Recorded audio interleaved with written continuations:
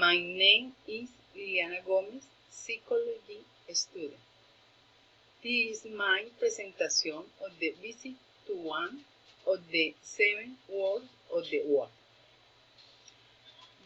I am visiting the Roman Colosseum. To me, is ruined its history and its past. I like the history and architecture of this place.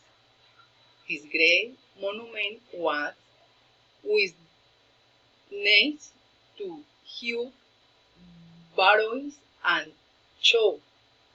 It has a beautiful landscape, culture, and its words are interesting and its people are wonderful. I feel happy to be able to feel what for its history and feel.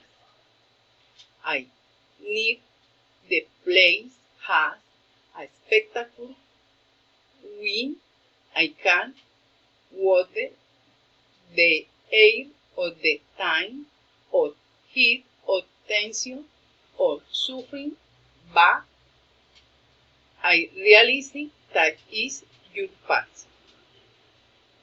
I can describe this place as magical and the same time tragic, wonderful for its structure and design as it was built.